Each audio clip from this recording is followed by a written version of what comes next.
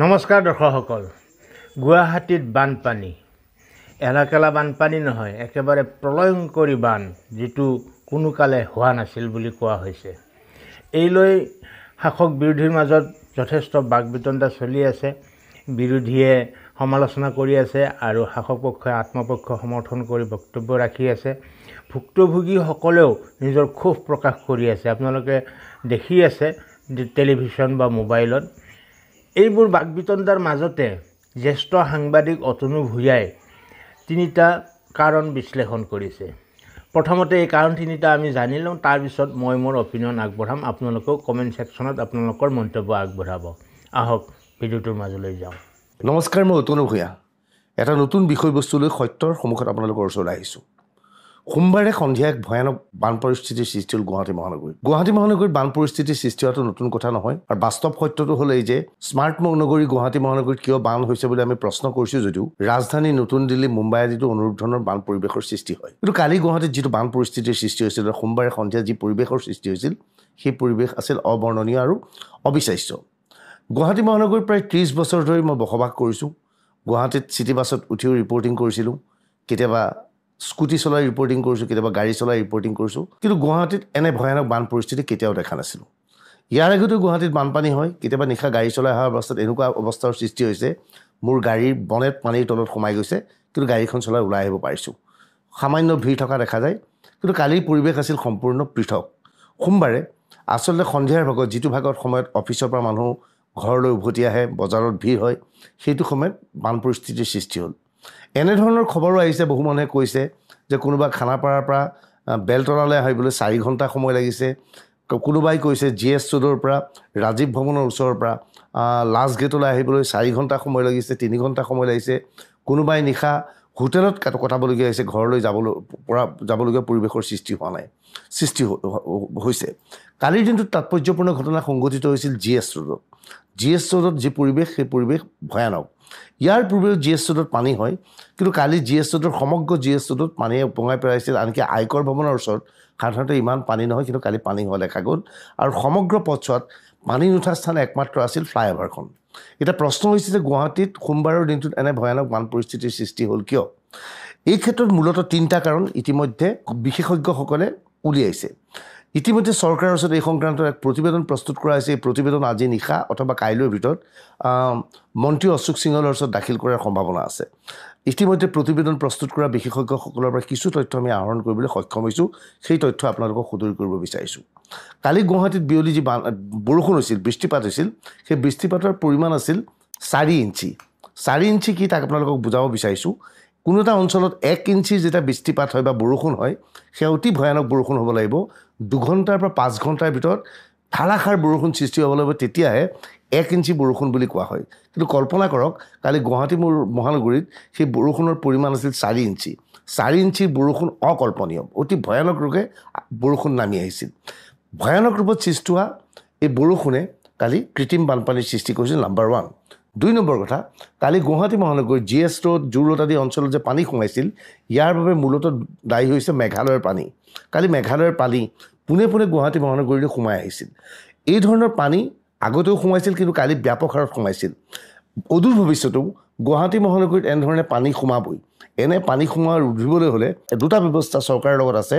এটা হৈছে মেঘালয়ৰ পানীখিনি শিলখাকুত পেলাই দিব লাগিব বা দ্বীপৰ বিলত পেলাই দিব লাগিব গতিকে শিলখাকুত এতিয়া সম্পূৰ্ণ উচ্ছেদ চলিবই লাগিব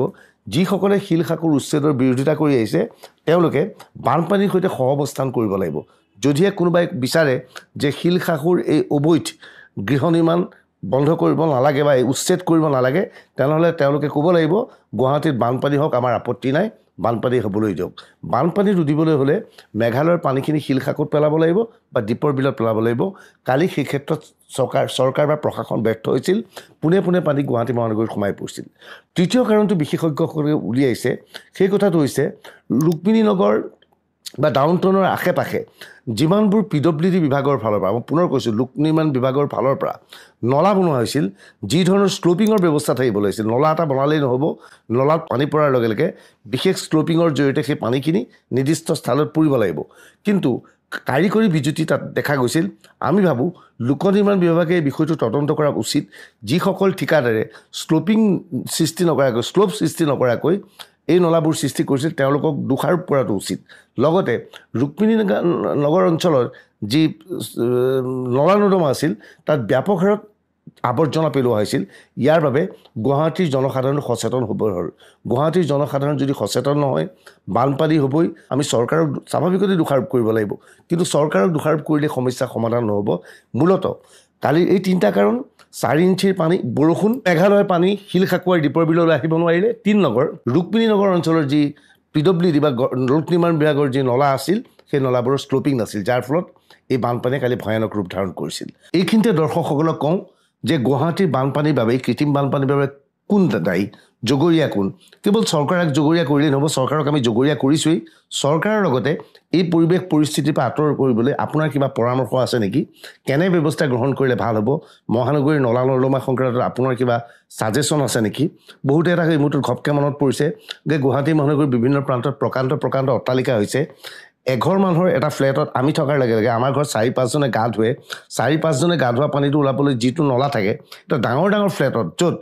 100 ঘৰ 200 ঘৰ মানুহ থাকে তেওঁলোকৰ সেই ফ্লেটৰ পৰা ওলোৱা নলা নৰ্দমাটো অকমান গতিকে এই নলা নৰ্দমাবিলাক ডাঙৰ কৰাৰ দায়িত্ব ফ্লেট কৰ্তৃপক্ষই ল'ব লাগে নেকি এই বিষয়ে আপোনালোকৰ মতামত কি আপোনালোকৰ মতামত কমেণ্ট ছেকশ্যনত লিখিব বুলি আশা কৰিলোঁ ধন্যবাদ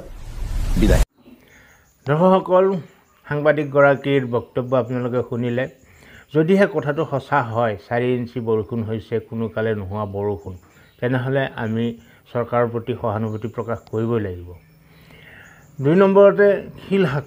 শিলহাকুৰ দৰে যিবিলাক পতিত জলাশয় আছে সেইবিলাক মুকলি কৰোঁতে আমি আন্দোলন বা প্ৰতিবাদ পেপাৰে পত্ৰই লিখা এইবিলাক এৰিব লাগিব আমি সহযোগিতা কৰিব লাগিব 3 নম্বৰতে ময়ো গুৱাহাটীত যথেষ্ট দিন থাকি আহিছোঁ তাত কোনেও এনেকুৱা কাণ্ডজ্ঞান নোহোৱা বাসিন্দা আছে যিসকলে চুচুক চামাককৈ ইফালে সিফালে চাই প্লাষ্টিকৰ বটলটো সেই ডাষ্টবিনত পেলাই দিয়ে ৰাতি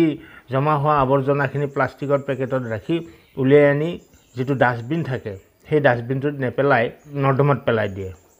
এনেধৰণৰ যথেষ্ট কাণ্ডজ্ঞানহীন কথাও গুৱাহাটী মহানগৰবাসীয়ে কৰি আহিছে মহানাগৰিক হ'লেই নহ'ব মহানাগৰিক হোৱাৰ যোগ্যতাখিনিও অৰ্জন কৰিব লাগিব মই নিজে দেখিছোঁ কাৰণে কৈছোঁ কিন্তু যিয়ে নহওক বহুতে অতনু ভূঞাক চৰকাৰী পক্ষৰ মানুহ বুলি ক'ব যদি অতনু ভূঞাই কথাখিনি মিছা কৈছে তেন্তে ময়ো ক'ম তেখেত চৰকাৰী পক্ষৰ মানুহ কিন্তু যদিহে সঁচা হয় কথাখিনি তেন্তে মই অতনু ভূঞাৰ পক্ষতে থাকিম সেইখিনি আমি গুৰুত্ব দিব লাগিব চৰকাৰক হোৱাই নহয় সমালোচনা কৰাটো ময়ো নিবিচাৰোঁ